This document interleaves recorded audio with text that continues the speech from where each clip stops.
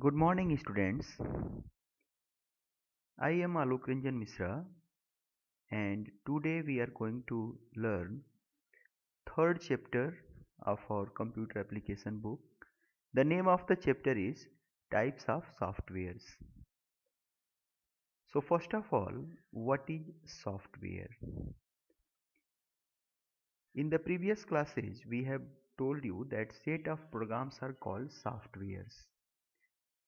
आज हम आपको थर्ड चैप्टर बताने जा रहे हैं आपकी कंप्यूटर एप्लीकेशन बुक का, और चैप्टर का नाम है types of softwares.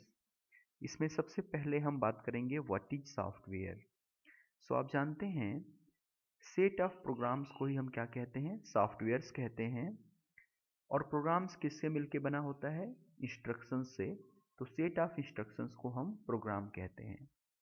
Softwares represent the set of programs that govern the operation of a computer system and make the hardware run. तो सॉफ्टवेयर जो है वो जो भी कंप्यूटर सिस्टम का हार्डवेयर है उसको गवर्न करता है। वो कैसे फंक्शनिंग करेगा, किस सिचुएशन में क्या रिस्पॉन्स देगा, इसके लिए हम सॉफ्टवेयर्स का यूज करते हैं। So softwares are broadly classified in two categories. First one is system software and second one is application software. So in this video we will see that what is system software. So in system software can further classified into following three categories. First one is operating system, second one is language processor, and third one is utility software. A system software refers to the programs that controls internal computer operations and make best use of hardwares. सो जो system softwares होते हैं वो computer system का internal functioning कैसे होगा इसके बारे में कंट्रोल करते हैं कंप्यूटर और पूरे कंपोनेंट्स को। और सिस्टम सॉफ्टवेयर्स को हम थ्री डिफरेंट कैटेगरीज में डिवाइड करते हैं। फर्स्ट वन है ऑपरेटिंग सिस्टम, सेकेंड वन है लैंग्वेज प्रोसेसर, और थर्ड वन है यूटिलिटी सॉफ्टवेयर। तो सबसे पहले बात करते हैं ऑपरेटिंग सिस्टम की। So an operating system is a program which acts as an interface between a user and hardware. तो कंप्यूटर्स का जो हार्डवेयर होती है वो कैसे इंटरेक्ट करेंगी यूजर से, इसी को कौन कंट्रोल करता है, ऑपरेटिंग सिस्टम। ये एक इंटरफेस का काम करता है, एक ब्रिज का काम करता है। जो भी यूजर इंस्ट्रक्शन देता है उसको कंप्यूटर सिस्टम कैसे उस पर रेस्पॉन्स करेगा, इसके लिए ऑपरेटिंग सिस्टम रेस्पॉन्सिबल होता है। Operating system is just like a secretary. हमने एक एग्जाम्पल के थ्रू इसको समझाने की कोशिश की है। जैसे किसी ऑफिस में कोई सेक्रेटरी होती है और एक पर्सन बॉस होता है। बॉस जो भी ऑर्डर देता है सेक्रेटरी वो रोल परफॉर्म करती है, और उस चीज को कैसे करना है, how to do, what to do and when to do, ये सब सेक्रेटरी डिफाइन करती है। तो सेक्रेटरी का जो रोल है वो ऑपरेटिंग सिस्टम प्ले करता है, और जो बॉस का रोल है वो यूजर प्ले करता है। तो ऑपरेटिंग सिस्टम बहुत ही इंपॉर्टेंट रोल है ऑपरेटिंग सिस्टम्स का। विंडोज ऑपरेटिंग सिस्टम माइक्रोसॉफ्ट का सबसे मोस्ट पॉपुलर ऑपरेटिंग सिस्टम है। विंडोज 10 आप लेटेस्ट वर्जन है ऑपरेटिंग सिस्टम्स का, आप यूज कर रहे हैं। लिनक्स है, या फिर आप बात कर सकते हैं डिफरेंट ऑपरेटिंग सिस्टम्स की। So operating system is just like secretary to the user, as the boss gives order to his secretary and the secretary does all the works for his boss. The secretary himself decides how to do and what to do, when to do. The primary goal of an operating system is to make the computer system convenient to use, and secondary goal is to use computer hardware in an efficient manner. तो जो operating system का primary goal है, जो प्राथमिक उद्देश्य है, वो ये है कि कंप्यूटर सिस्टम कोई भी पर्सन जो यूज कर रहा है वो बहुत ही रिलायबल वे में यूज कर पाए उसको। सेकेंडरी गोल ये है कि जो उसका हार्डवेयर्स हैं उनको कैसे इफिशियंट बनाया जाए ताकि वो फास्ट प्रोसेसिंग करें, इसके लिए भी ऑपरेटिंग सिस्टम रिस्पॉन्सिबल होता है। कैसे डिफरेंट रिसोर्सेज को डिफरेंट डिफरेंट जो एप्लीकेशंस हैं उनमें कैसे हम डिस्ट्रीब्यूट करें, इसके लिए भी ऑपरेटिंग सिस्टम रिस्पॉन्सिबल होता है। इसके बाद जो आपका चैप्टर नंबर 4 है वो ऑपरेटिंग सिस्टम के बारे में हम आपको ब्रॉड से उसमें बताएंगे। Operating system controls and coordinates the use of hardware among the various applications programs for the various users. तो सपोज कोई मल्टी यूजर ऑपरेटिंग सिस्टम जो होता है उसमें डिफरेंट डिफरेंट यूजर्स अगर सेम टाइम पे वर्क कर रहे हैं तो ऑपरेटिंग सिस्टम की रिस्पॉन्सिबिलिटी होती है कि वो उसके सारे फंक्शनिंग को कंट्रोल करे और डिफरेंट यूजर्स के बीच में कोऑर्डिनेशन का काम करेगी। हार्डवेयर्स को कैसे शेयर करना है डिफरेंट डिफरेंट यूजर्स में, ये भी कौन डिसाइड करेगा? ऑपरेटिंग सिस्टम डिसाइड करेगी। इसके बाद से हम बात करते हैं component of a computer system. तो कंप्यूटर सिस्टम में क्या क्या कंपोनेंट्स होती हैं जिससे कंप्यूटर सिस्टम हम बोलते हैं। सो पहला होता है हार्डवेयर, दूसरा होता है ऑपरेटिंग सिस्टम, थर्ड है एप्लीकेशन प्रोग्राम रूटीन्स जैसे कि कंपाइलर है, लिंकर्स है, डीबीएमएस है, database management system, utility programmes हैं जो कि डिफरेंट स्पेसिफिक गोल्स के लिए डिजाइन की जाती हैं, और लास्ट वन है यूजर, ह्यूमन वेयर। तो ये components of a computer system है। आई होप आप सब इनके बारे में जानते हैं। हार्डवेयर्स मैंने आपको पिछले चैप्टर में बताया था, ऑपरेटिंग सिस्टम मैं आपको बता रहा हूँ, और फोर्थ चैप्टर ऑपरेटिंग सिस्टम ही है। एप्लीकेशन प्रोग्राम्स जैसे कि आप इसके बारे में इसी में वीडियो में डिस्कस करेंगे बाद में, कंपाइलर और लिंकर्स के बारे में। यूटिलिटी प्रोग्राम्स जैसे बैकअप होता है या एंटीवायरस सॉफ्टवेयर्स होता है, इंक्रिप्शन डिक्रिप्शन जो सॉफ्टवेयर्स होती हैं उनको हम यूटिलिटी प्रोग्राम्स की कैटेगरी में रखते हैं। तो सबसे पहले ऑपरेटिंग सिस्टम के बाद बात करते हैं लैंग्वेज प्रोसेसर का। This program is responsible for converting the high level code into machine understandable code. तो आप जानते हैं कि जब हम कंप्यूटर सिस्टम पे कोई भी ऑपरेशन जो परफॉर्म की जाती है उसके लिए प्रोग्रामर्स या जो भी एप्लीकेशन जो डेवलपर होते हैं वो क्या करते हैं, उस कोड को नेचुरल लैंग्वेज में लिखते हैं। कोई भी कोड नेचुरल लैंग्वेज में लिखी जाती है। As we write the codes in natural language that is high level language, यानी इंग्लिश लैंग्वेज में आप जो कोड लिखते हैं किसी एप्लीकेशन को डेवलप करने के लिए वो नेचुरल लैंग्वेज में लिखते हैं।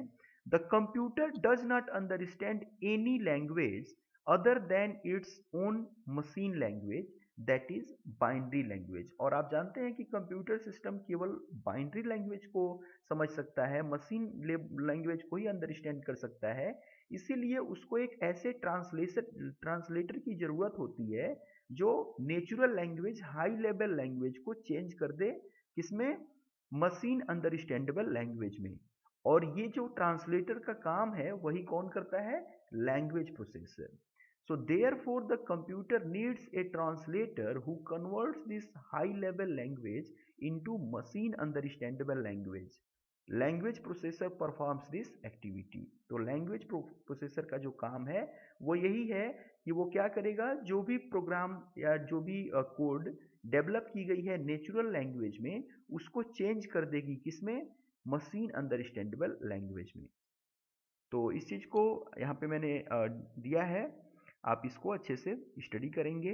लैंग्वेज प्रोसेसर के भी 3 टाइप्स हैं। पहला है असेंबलर, सेकेंड है इंटरप्रेटर और थर्ड है कंपाइलर।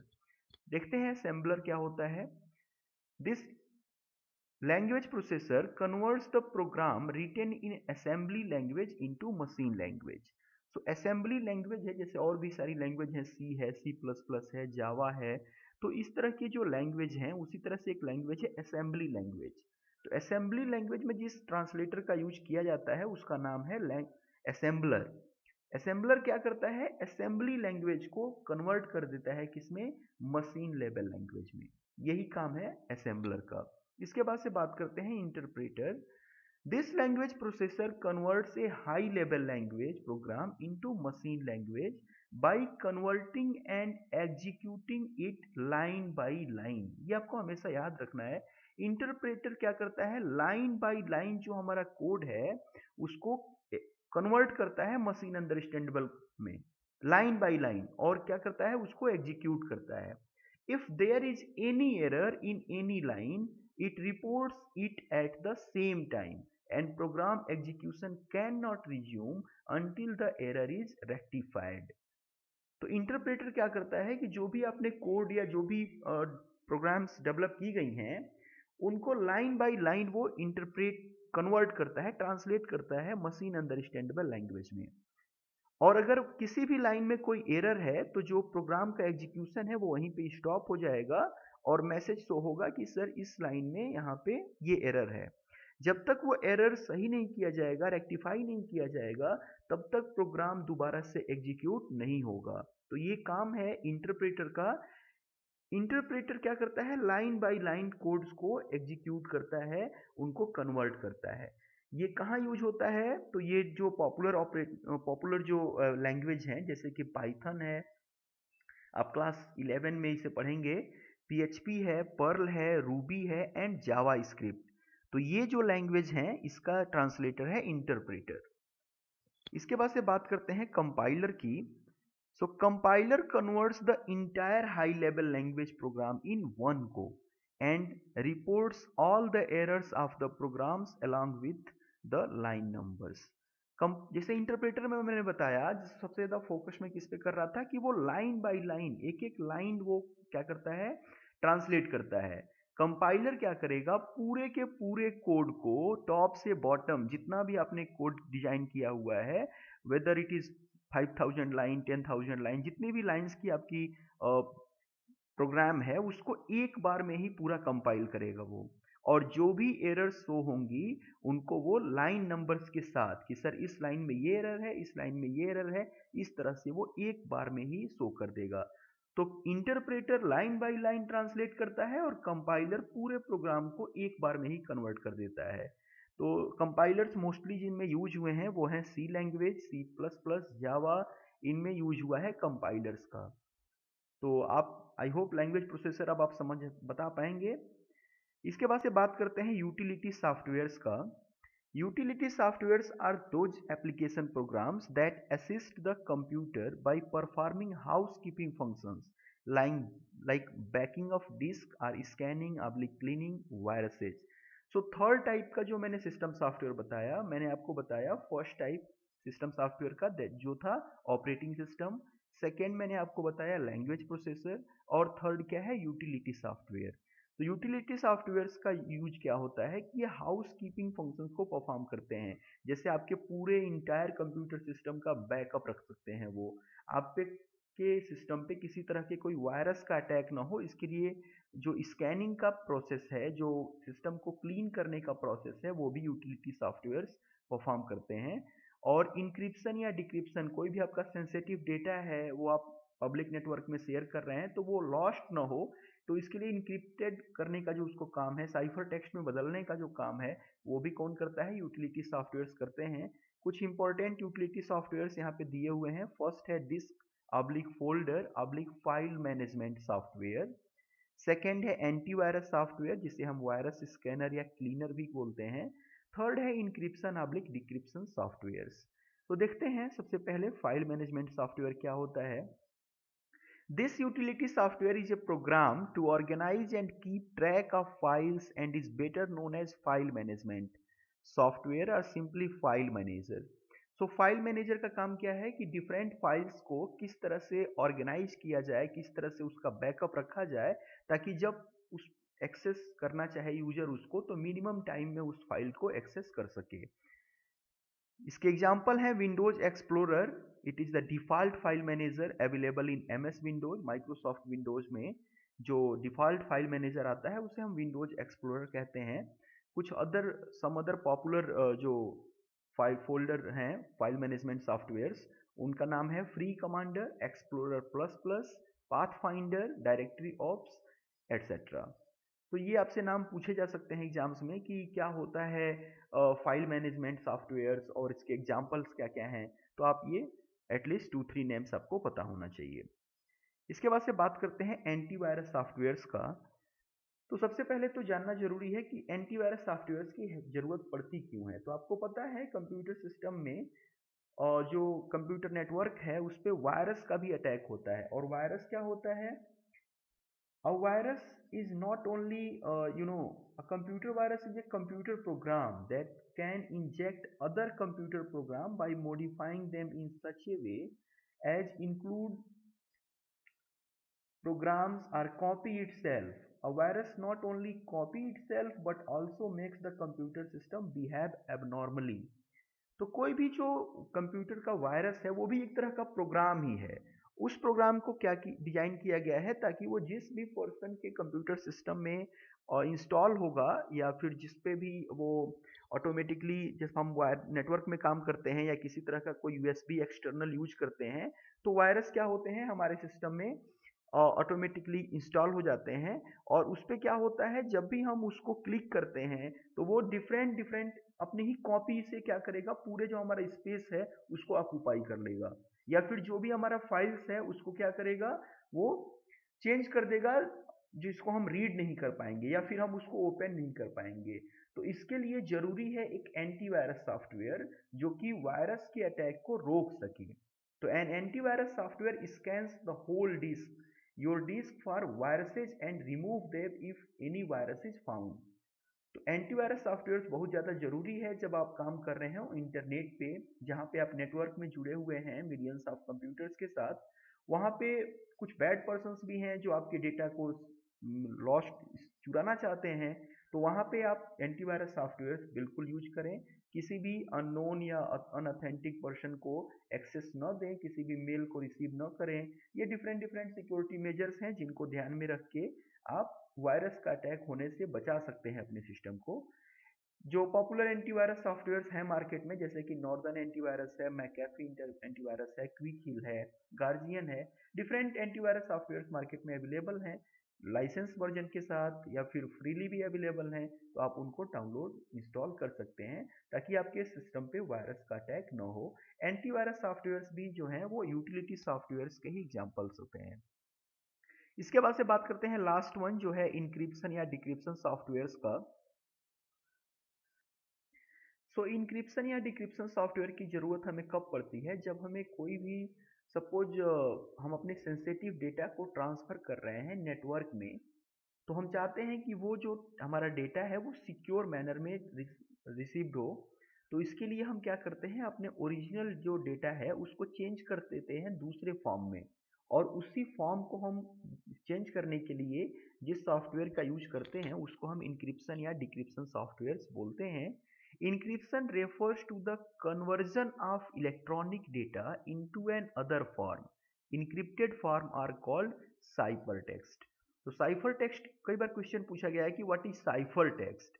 तो जब भी आपका ओरिजिनल जो डेटा है ओरिजिनल जो मैसेज है वो जब कन्वर्ट हो जाता है कन्वर्जन के बाद इलेक्ट्रॉनिक जो डेटा था वो दूसरे फॉर्म में कन्वर्ट हो गया तो जो हमारा कन्वर्जन के बाद जो डेटा मिलता है उसी को हम साइफर टेक्स्ट बोलते हैं। और साइफर टेक्स्ट जब हमारा साइफर टेक्स्ट ही नेटवर्क में जाएगा रिसीवर एंड पे साइफर टेक्स्ट रिसीव होगा। रिसीवर एंड पे क्या होगा साइफर टेक्स्ट पे डिक्रिप्शन जो ऑपरेशन है वो परफॉर्म किया जाएगा।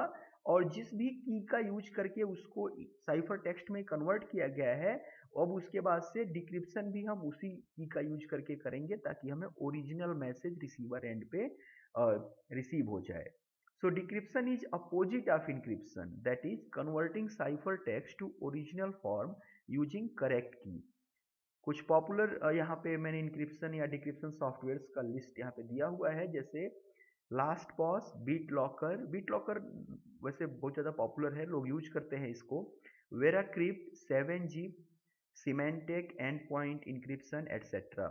तो आइए इसको एक एग्जाम्पल के थ्रू मैं आपको बताता हूँ ताकि आपको ज़्यादा अच्छे समझ में आएगा। सपोज मेरा एक टेक्स्ट है ओरिजिनल डेटा है क्या मदर मरियम ग्लोबल स्कूल। मैं ये डेटा ट्रांसफर करना चाहता हूँ किसी दूसरे पर्सन को। तो मेरा जो ओरिजिनल टेक्स्ट है वो क्या है मदर मरियम ग्लोबल स्कूल। अब मैं इसको चेंज करूंगा साइफर टेक्स्ट में। तो मैंने की का यूज किया है 1 अल्फाबेट का। तो मैं क्या करूंगा एम के बाद क्या आता है एन तो सब में +1 कर दूंगा। एम के बाद आ गया एन, ओ के बाद आ गया पी, टी के बाद आ गया यू या फिर एच के बाद आ गया आई। तो ऐसे करके देखिए मैंने मदर मरियम ग्लोबल स्कूल को चेंज कर दिया है यहाँ पे NPUIFS मदर के लिए, मरियम के लिए NBSJBN, इसी तरह से ग्लोबल के लिए HMPCBM और स्कूल के लिए TDIPPM। सपोज ये मैंने अगर मैसेज ट्रांसफर किया नेटवर्क में और अगर कोई पर्सन इसको हैक भी कर लेता है वो देख भी लेता है तो भी वो इसका मीनिंग समझ नहीं पाएगा अगर उसके पास ये की नहीं जाएगी। तो की को हम अलग से भेजते हैं, की हम दूसरे सेपरेट मैसेज में भेजेंगे तो रिसीवर को एक बार की रिसीव हो जाएगी, दूसरे बार साइफर टेक्स्ट रिसीव हो जाएगा। तो जब रिसीवर उसको रिसीव करेगा साइफर टेक्स्ट को, तो उस की से क्या करेगा, उसको डिक्रिप्ट कर लेगा। अब मैंने की क्या भेजा है यहाँ पे, -1 अल्फाबेट, यानी कि जो भी साइफर टेक्स्ट तुमको रिसीव होगा वो आप क्या करिएगा, उसमें -1 कर दीजिएगा अल्फाबेट को। तो वो क्या करेगा, फिर जब डिक्रिप्शन करेगा उसका, तो उसको रिसीव हुआ है ये वाला। अब इसके बाद से जब इसको -1 करेगा तो ओरिजिनल टेक्स्ट में कन्वर्ट हो जाएगा, NM में हो जाएगा, PO में हो जाएगा, ऐसे करके ये टेक्स्ट फिर हमें mother Mariam global school receive हो जाएगा। तो यही बेसिकली काम है इंक्रिप्शन और डिक्रिप्शन सॉफ्टवेयर्स का, कैसे वो एक दूसरे को चेंज करते हैं। तो आई होप आप समझ पाए होंगे what is operating system, what is language processor, what is utility softwares, virus क्या होता है, एंटीवायरस सॉफ्टवेयर्स का यूज क्या है, इसके बारे में मैंने बहुत डीप से बताने की कोशिश की है। आप इस वीडियो को वॉच करेंगे केयरफुली। इसी के बेसिस पे मैंने यहाँ पे कुछ क्वेश्चंस दिए हुए हैं। फर्स्ट क्वेश्चन है, how can a computer software can be classified. तो कंप्यूटर सॉफ्टवेयर को कैसे क्लासिफाई किया जा सकता है, इसके बारे में आपको बताना है। सेकेंड है, what is an operating system, what is its role. तो ऑपरेटिंग सिस्टम क्या होता है और इसका क्या रोल है, ये बताना है आपको। थर्ड है, give examples of operating system and language processor. तो ऑपरेटिंग सिस्टम के एग्जांपल आपको बताने हैं और लैंग्वेज प्रोसेसर का भी एग्जांपल आपको बताना है। फोर्थ है, what is system software, system software क्या होता है, what role does it play in the functioning of a computer. और किसी भी कंप्यूटर सिस्टम के जो वर्किंग एग्जीक्यूट हो रहा है उसमें क्या रोल होता है सिस्टम सॉफ्टवेयर का, इसे आपको बताना है। फिफ्थ है, व्हाट इज कंप्यूटर वायरस। तो वायरस क्या होता है ये भी आपको बताना है। सिक्स वन है, डिफाइन साइफर टेक्स्ट। तो साइफर टेक्स्ट क्या होता है ये भी आपको बताना है। ये मैंने 6 शार्ट आंसर टाइप क्वेश्चंस आपको दिए हैं।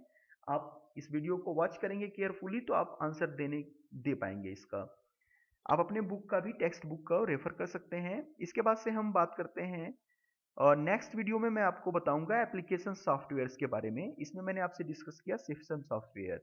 मैंने आपको बताया दो टाइप्स, ये जो आपका चैप्टर है टाइप्स ऑफ सॉफ्टवेयर्स, तो दो तरह के सॉफ्टवेयर्स होते हैं। पहला होता है सिस्टम सॉफ्टवेयर, दूसरा होता है एप्लीकेशन सॉफ्टवेयर्स। सिस्टम सॉफ्टवेयर मैंने डिस्कस कर दिया है, नेक्स्ट वीडियो में मैं आपको एप्लीकेशन सॉफ्टवेयर्स के बारे में बताऊंगा। So thank you for watching this video, thank you.